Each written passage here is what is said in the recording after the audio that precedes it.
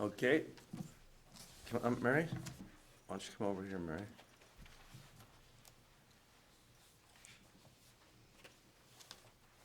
We good, Daryl? All right. My name is Jeff Anderson. I am the founder of the law firm Jeff Anderson and Associates. I'm here today with some of my colleagues and also some survivor advocates to stand together and to announce two things. First, the filing of this case, John Doe versus the Diocese of San Jose. And the second thing is to announce and let folks know across the entire state that there is a new law in California that's now been signed into law that allows survivors of sexual abuse to take action. It's called the California Child Victims Act, also known as AB 218. And it says that any individual who is sexually assaulted, raped, abused as a child can now take action and sue his or her perpetrator, the offender, and any organization or institution that permitted it to occur. And it gives survivors a chance now to have his or her voice heard and to take action that not only can hold those responsible accountable, but can do something to protect other kids in the future. And that's what this John Doe, and that's what this case is designed to do, to alert the community of here in the Diocese of San Jose and across the state that there is a grave peril that still exists in the Roman Catholic Church hierarchy and practices being employed by the Catholic bishops in California that need to be called out. And this lawsuit and this new law allows survivors to do just that. This particular suit on behalf of this John Doe, the survivor whose name does not have to be used or known, names the Diocese of San Francisco because this diocese used to be a part of San Francisco, the Diocese of San Jose, and also the Jesuits, because the offender in this case, this guy right here, Brother William Farrington, had been assigned by the Catholic bishops to various schools and was thus permitted to offend many kids at schools in this area. The Jesuits themselves, the order that he is a member of and is still a member of, themselves have admitted that he abused kids in various schools in this area from 1963 to 1970 at Bellarmine Preparatory, and then went on to abuse kids from 1973 to 1976 in the Santa Clara area and at the Jesuit High School, Carmichael. And from 1981 to 86, they've admitted that he also abused kids in that period of time at the school in which he was assigned. So we're talking about 3 decades of this guy being allowed to be in and around kids in schools as a teacher, as a coach, as a cleric, under the supervision of the Catholic bishops, San Francisco and San Jose. So this lawsuit is designed not just to get a measure of accountability for this survivor, but it's designed to target the practices that are so dangerous that are still being employed by the Catholic bishops in San Jose, in San Francisco, and across the state of California. I'd like also to introduce and have you step forward Mary Alexander. And Mary Alexander is a prominent lawyer in the Bay Area with whom we have worked, and you and your firm now for over 2 decades in representing survivors of sexual abuse. And one of the things that we have come to know over the years is that survivors of sexual abuse have had the courthouse doors shut on them and not been able to do much or anything legally until now. Mary Alexander, what is it that needs to be known about this case and this new law? What is important about this case is that, for example, for years, people would come to me and tell me in my office that they were terribly abused as a child, and I would have to tell them, it would break my heart to have to tell them there was nothing I could do to help them because the statute was long gone. But now with this law, no matter whatever your age, no matter how long ago it was, you can come forth now and you can hold accountable the perpetrator, the organization that is responsible for all the years that you've been suffering as a result of childhood sexual abuse. And this window will be open, the statute will be open for 3 years for people to come forward and to not only hold them accountable, but seek justice and to help stop child sexual abuse in the future. And Mary Alexander, you're familiar in the work that you and we have done over the years with the practices being employed by the Catholic bishops in the Bay Area, and how dangerous they are and how reckless they have been in hiding offenders and the truth around these offenders. And you know something about this high school, Bellarmine. Tell us what it is that has now been revealed to us and the practices employed there and by the bishops. Well, number one, it was, as you were mentioning earlier, Jeff, that the Jesuits themselves have put out a list, and this was in December of 2018, listing Farrington as having molested. This is what they call, quote, credible claims of sexual abuse of minor, and that he abused children at Bellarmine from 63 to 70, and those are the years that are involved with our client that we have filed this case about. And then Bellarmine a few years ago did send out a letter to the community advising them of this, that there was sexual molestation of children.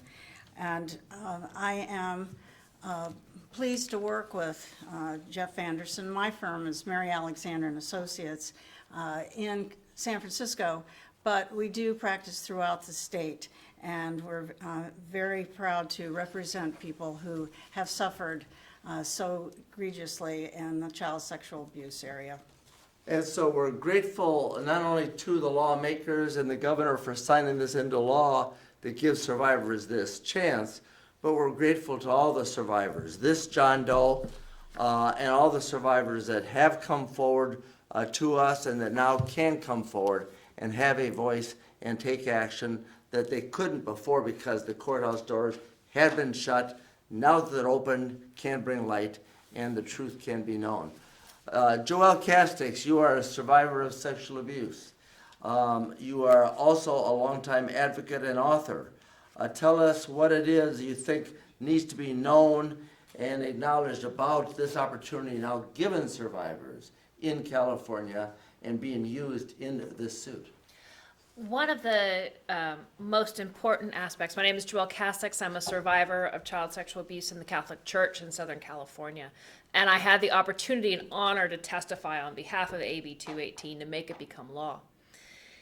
And one of the most important things that survivors need to remember is that their privacy will always be protected throughout the process. if that's what they want. It's hard enough to come forward and tell your family and your friends, sometimes even your spouse, that you are a victim of child sexual abuse. But no survivor should ever have to be forced to give their names. And this law says you can come forward as a doe safely and have your name and identity protected throughout the process.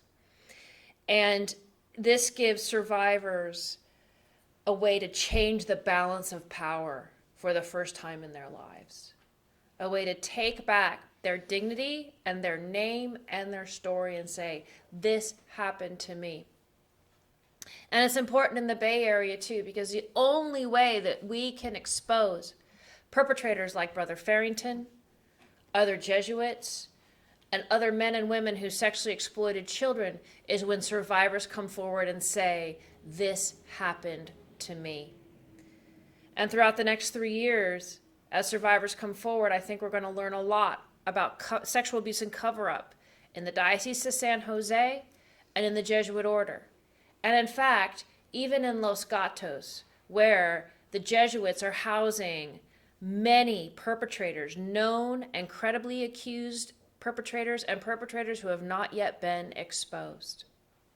So I encourage everyone who was sexually abused as a child in the state of California, whether it was in the Catholic Church, a public school, a private school, the Boy Scouts, camps, daycare centers, the courthouse doors are open, and you can shine light on horrible crimes and ensure that what happened to you never happens to another child, because you can expose perpetrators who are walking the streets today.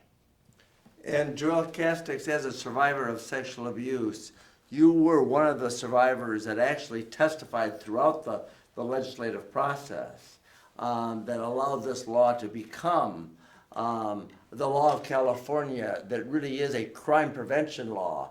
And it has teeth, not only to give survivors the power and opportunity to bring a legal action such as this, and not have to use his or her name, can proceed as a Jane Doe, as a John Doe, but it gives every survivor, like you, Joelle, the chance to identify the offender that abused you, whether it was decades or years ago, and to identify and hold accountable any organization or any institution, in this case, the Diocese of San Jose, San Francisco, and the Religious Order of the Jesuits, as well as Farrington, accountable.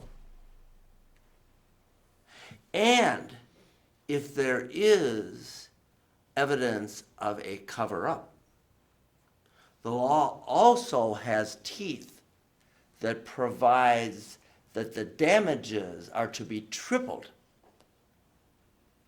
And Mike Finnegan, step forward. You're a lawyer that has been working with our firm and Mary Alexander's firm, and also had a hand in working towards the passage of this law to protect kids. And what is significant about this, and what say you about it? Again, my name is Mike Finnegan with Jeff Anderson Associates. I'm one of the attorneys for this courageous survivor that filed this lawsuit today. And like Mary Alexander, after the 2004 law closed, we had countless survivors contact us and ask us if they could do anything to expose their perpetrators, expose the institutions that covered it up. And sadly, we had to tell them no, that there was nothing that could be done.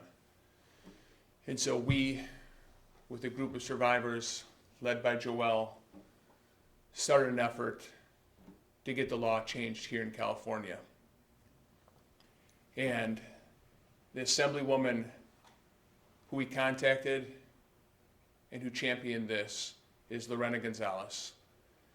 From day one, she stepped forward, stepped up, and took this into her heart and fought for it. There's immense opposition to it from the Catholic bishops and other organizations who had a lot to lose by this law. But she never backed down. And so a huge debt of gratitude on behalf of all of the survivors to Assemblywoman Lorena Gonzalez for getting this passed. Assembly Bill 218, the California Child Victims Act, is one of the most important child abuse prevention measures in the state of California and across the country. It does three things to change the law in California to better protect kids. First, it allows all survivors for the next 3 years to come forward, expose their perpetrators, and expose any institutions who are responsible for the abuse. No matter how old the survivor is, no matter who they're abused by, this law for the next 3 years, the Child Victims Act, allows them to come forward. And they can come forward just like John Doe SJ 1007 did, confidentially. Nobody needs to know his name. Nobody publicly will know his name. But he's able to use this law to expose Farrington and other perpetrators like him. That's number one. Number two, AB 218, the California Child Victims Act, closes a loophole that was in the law the first time around. And what this law does now is it applies to all institutions.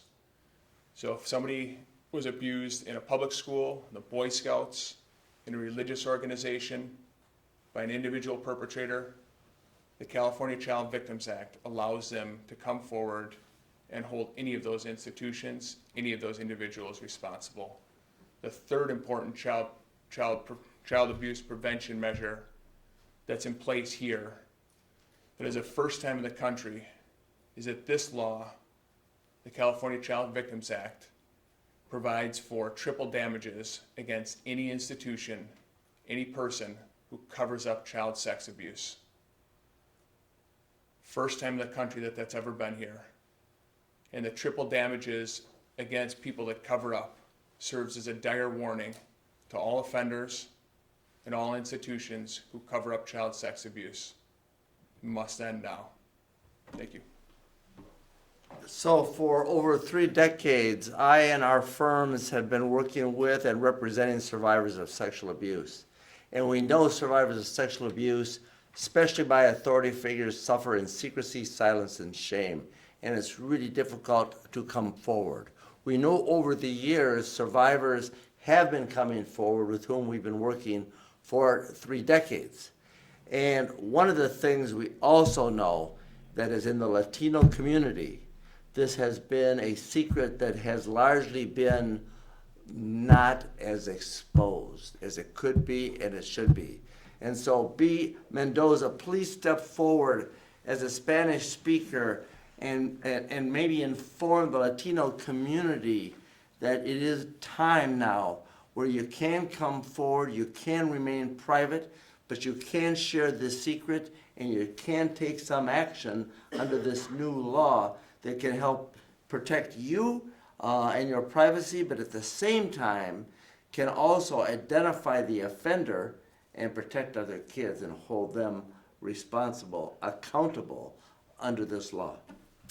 Muy buenos días. Estamos aquí primeramente porque un sobreviviente valiente decidió demandar a la Diócesis de San José, también a la Orden Religiosa de los Jesuitas, y le damos gracias que por él estamos aquí. La Diócesis ha encubrido el crimen de abuso sexual por muchas décadas. Entonces, ya es tiempo. Y con esta ley, la AB 218, una víctima puede presentar una demanda en contra de la persona que lo abusó. Esta ley los permite que den el nombre de la persona que cometió el crimen. Y no solamente eso, también esta ley le da la oportunidad de que si una institución encubrió el crimen, también pueden demandarlos. Y tercero, también pueden pedir compensación monetaria por los daños que se le hizo cuando fue abusado. Entonces, esta nueva ley le va a dar una oportunidad a los sobrevivientes, les va a dar una voz, y esto va a hacer, ojalá, que los que piensan abusar a los niños, que no lo hagan. Esperamos que así sea. Y esta nueva ley se abre hoy, el 1 de enero, y por 3 años puede presentar la demanda hasta el 31 de diciembre de 2023. No importa cuándo ocurrió el abuso y no importa la edad del sobreviviente. Entonces, por favor, les pedimos que corran la voz. Se debe poner un alto al abuso de niños, se debe ponerle un alto a la diócesis de San José y San Francisco, que ellos se hagan responsables por haber encubrido los crímenes que han cometido los miembros del clero. Entonces estamos aquí para contestar sus preguntas y para que por favor corran la voz, porque son solamente 3 años. Durante el año 2003 se abrió una ventanilla de 1 año, pero esta va a abrirlo por 3 años. Entonces, queremos que ustedes en la comunidad latina, por favor, sepan que estamos aquí, no están solos, como ese sobreviviente que presentó su demanda, no dio su nombre. Así usted también, no tiene que dar su nombre. Todo es confidencial y nosotros mantenemos su secreto. Muchas gracias. And to the survivors across the state and in these communities, we know how hard it is to share the secret that you've carried when abused by authority figures. But we also know and have learned that as survivors come forward, you can be protected under this law and your identity remain confidential. And we also know by our experience that this law allows you now to take your power back, the power you didn't have as a kid, whether you're 50, 60, 70, or 40 years old now. And we also know that you can not only hold the offender accountable, but you can identify the offender in the community so that other kids will not be hurt the way you were. And you can also do something to take your power back, using this law to bring not only hope, to bring healing, and to bring help to yourself and other survivors. Because we know that Farrington has a long history of abuse of many other kids. And we also know that serial offenders like Farrington have dozens, sometimes hundreds of victims. So it's time. It's time for the truth to be known. It's time for survivors to be given the chance to recover the power you did not have as kids. And it's time under this new law for you to be given the chance to know that you can protect other kids and expose offenders, maybe even put them behind bars. But in the meantime, anybody that allowed this to happen, know that this law has teeth. And for anybody or institution, organization, school, or diocese that concealed it or covered it up, it's time, because we're coming at you. We're coming at you with the survivors and their truth, and we're armed not just with the law, but with their truth. And it's our intention, and it's our desire, and it's our mission to work with every single survivor, one at a time, to help you and to help you know that you can recover your power, you can take it back, and you can identify the risks in the community. And it's not just about what has been, it's about what is in real time right now, the dangerous practices that are being employed by the Catholic bishops in California that are not revealing the names of the offenders, the histories that they are holding secret, and harboring offenders as we speak. It's time. So deep gratitude to all the survivors with whom we stand, all the survivors with whom we work, and to the survivor advocates that stand with us here today, and all of those that have come before, and to all those that need to know that it's time, and we're just there to help you in that journey. Thank you.